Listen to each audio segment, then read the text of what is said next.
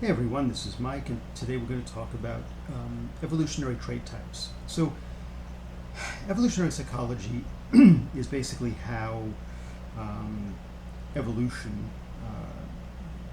determined our emotional state. So, the idea is just like we have physical attributes that developed for evolutionary reasons, and of course, the goal was to help us survive, right? So, the things that happened helped us to survive the environment that human beings were in many, many thousands of years in the past. And those things that helped us survive were considered adaptable or good. Now, not good in the inherent sense, but good in that if we survived, it's good, right? Because that's what life wants to do, survive. And so certain things, walking up straight and, having two eyes, stereoscopic, and, those kind of things, the ability to reason, these were adaptive, an opposable thumb, and evolutionary psychologists studied that emotions have an evolutionary purpose. For example, perhaps the emotion of anxiety developed to let us know if we were being inappropriate in our group. In thousands of years ago, we lived in small groups. And if you were doing things to harm the group, they could exile you, and that usually meant death. So some people think that maybe perhaps anxiety developed as an emotion to warn us not to do that. We don't want to get thrown out of our group.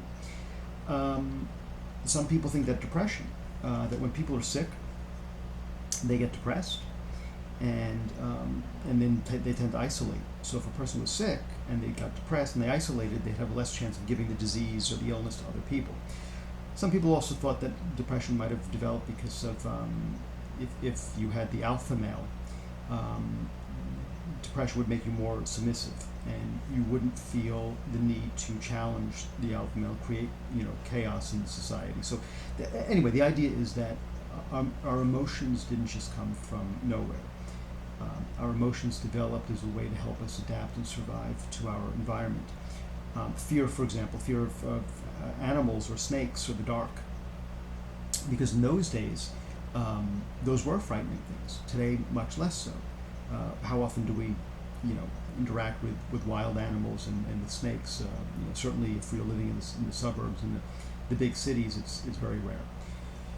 Now, some people believe that we were all descended from the Paleolithic times, 100,000 years ago, and so we all have Paleolithic minds and bodies and emotions that really were more adapted to a long time ago rather than recent. But some people have argued that that's not true, that we continue to evolve, especially in the emotional realm, even as little as maybe 5 or 10,000 years ago. And these ideas are we developed from the hunter-gatherers, which is the oldest, and then the pastoralists or the herders, and then the farmers. And it is clear that we live in a farmer world. Farmer is organized, hierarchical, 9 to 5, wake up early, go to work, obey authority, that kind of thing. And so we are living in what is considered to be a farmer world. If you remember from school, the Neolithic Revolution and farming and cities and the rise of jobs and specialization, things like that. So we do live in a farmer world. But what if you inherited genes where you have more dominant genes or traits that are more of a farmer, more of a hunter-gatherer or a pastoralist or a herder? Well, that kind of indicates that maybe you're not quite a good fit in our modern society. Maybe that's why you feel like an outsider, or you feel some distress, or you feel more anxious and depressed. So let me give you an example of the three, and this is by Andreas Hoffer. He had written a couple of books, and he has some blogs on this. He kind of identified and expanded that we're not just descended from hunter-gatherers, that herders and pastoralists and farmers also have a big impact on our emotion. And in fact, people that have the most mental health illnesses might be more hunter-gatherers because they tend to be more egalitarian, more free thinkers. And a lot of people with ADHD and some anxiety and depression might be more hunter-gatherers than farmers.